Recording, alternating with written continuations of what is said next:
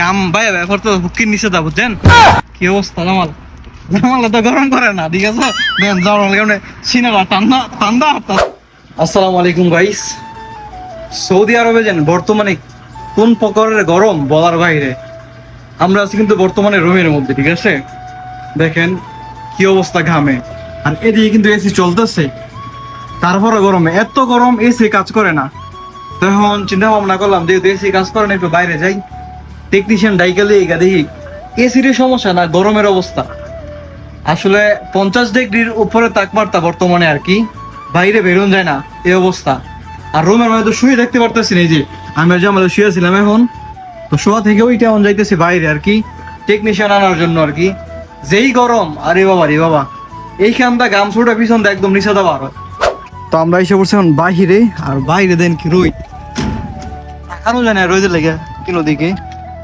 তো আমার রুমের নিচে একটা টেকনিশিয়ানের দোকান আছে দেখি এটা খোলা পাই কিনা যদি খোলা পাই তাহলে এখান থেকে নিয়ে যাবো আর কি তো আজকে যদি টেকনিশিয়ান যায় তাহলে এসি খুলে দিতে হইব মানে 1-2 দিন লাগবো অন্তত কতজন কষ্ট করতে হইবে এসি না থাকলে রুমের ভিতরে যারা সৌদি আরবে আছে বর্তমানে হ্যাঁ এখন জানে কি অবস্থা গরমের কতটুকু কষ্ট হয় আর কি তো আমরা আইসা পড়ছি দোকানে কিন্তু এই দোকান তো তালা দেওয়াল এই দোকান তো লোক নাই এই দোকান তো বন্ধ অন্য দোকানে চেক করতে হইব আবার এমন তো নাই কি করবা হ্যাঁ তো গাইস অন্য দোকানে যাইতে হইব আবার আমরা অন্য দোকানকে চেক করতে হইব দেন কি রোদের কি অবস্থা তাকানো যায় না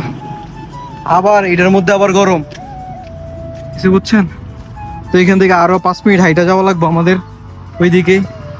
চলুন যাওয়া যাক তো গাইস দেখতে দেখতে আমরা চলে এসে পড়ছি টেকনিশিয়ানের দোকানে যে রয়েছে টেকনিশিয়ানের দোকান তো দেখি টেকনিশিয়ানটা পাই কিনা যদি পাই তাহলে নিয়ে যাও এখন আর কি हाँ गर्म हवा दे रहा है इतना गर्म है रूम पे नहीं बैठ सकते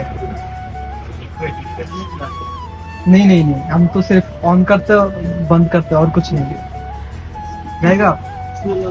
তো গাইস টেকনিশিয়ানের সাথে কথা হইলো এখন নিয়ে যাবো আল্লাহ বাঁচাইছে আমরা রে জানি না ওইখানের হালত কি অবস্থা হয় যাই গিয়ে চেক করি সো লেটস গো আমাদের সাথে থাকুন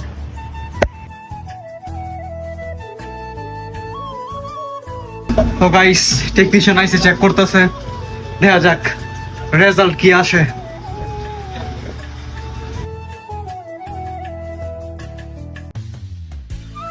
তো গাইস এসি ওরা চেক করে বলতেছে 2 দিন লাগবে ঠিক করতে তো আমি চিন্তা ভাবনা করছি 2 দিন যদি লাগে তাহলে আমরা থাকবো কিভাবে রুমের মধ্যে কারণ যেই গরম ভাই একদিনে থাকা যায় না তো তার জন্য আমি কোম্পানির সাথে কথা বললাম এসি তো নষ্ট হয়ে গেছে কি করার তো কোম্পানি বলতেছে তোর একটা দিন কষ্ট কর আমরা কালকে এসি পাঠাবো তো তার জন্য আজকে ঠিক করাইলাম না তো গাইস এই ছিল আজকে ছোট্ট একটা ভিডিও আশা করি আপনাদের কাছে ভালো লাগবে যদি ভালো লাগে একটা লাইক একটা কমেন্ট একটা শেয়ার করে দিবেন সো দেখা হচ্ছে নেক্সট কোনো ভিডিওতে নেক্সট কোনো ব্লগে আল্লাহ হাফেজ।